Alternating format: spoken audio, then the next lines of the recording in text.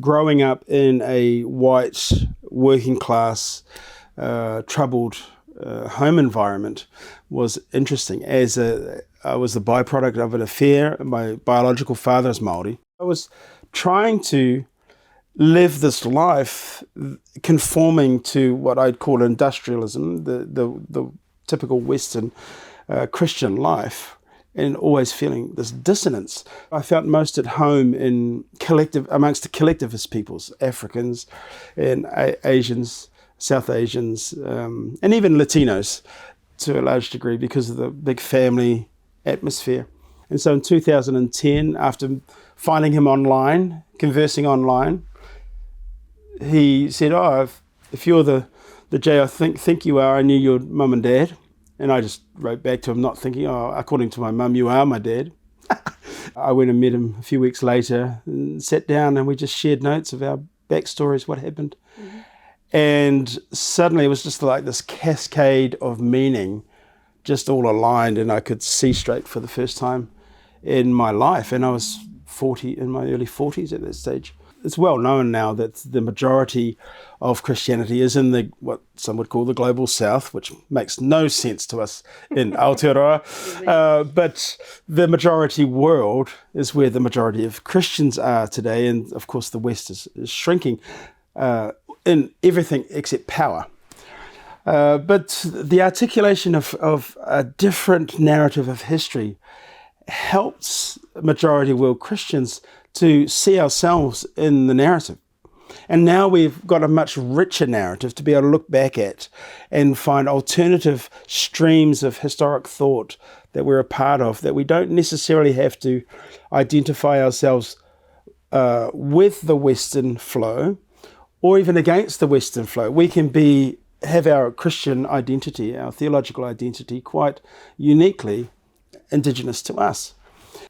One of the great untold stories of missions history is how pervasive Christianity spread amongst Māori. Probably up to between 60 and 80% of Māori living in the mid-1800s turned to Christ. The Māori priests held their sacred knowledge quite closely to their chests, so you couldn't access the spiritual knowledge without being initiated, etc.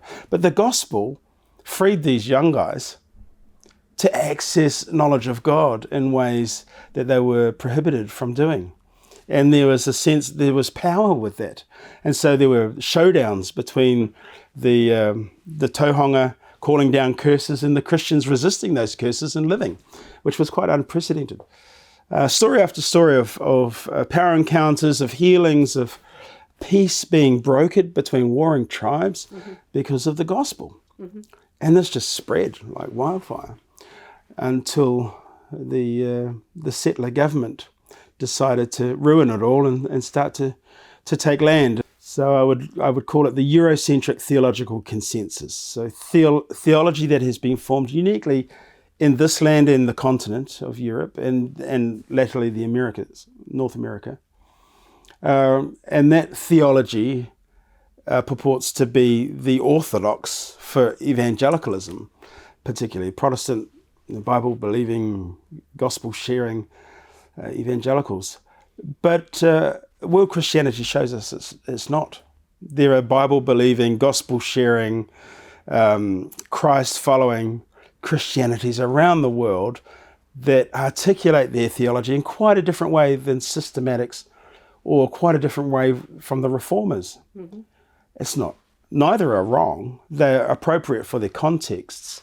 But I think we're in it's a very exciting day, where we can hopefully allow room for these theologies to breathe in their environment and for the fruit emerging from the gospel tree that has rooted in that unique soil to cross-pollinate the church around the world. And so I love being in the mission space because people are coming from everywhere to everywhere now, and that cross-pollination is feeding through.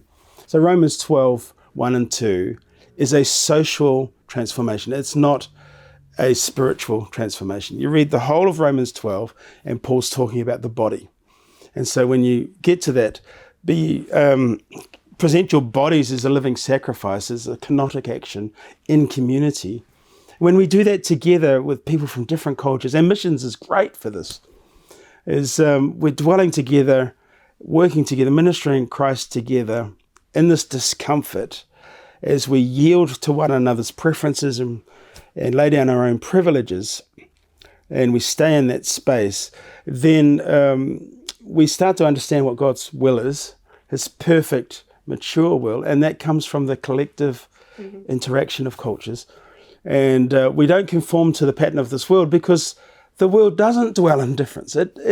We see it today. The nationalism's rising. It's repulsing away from difference. And so the Christian gospel is like, let's come together, show the world, and this is John 17, show the world our love for one another, even though we're different.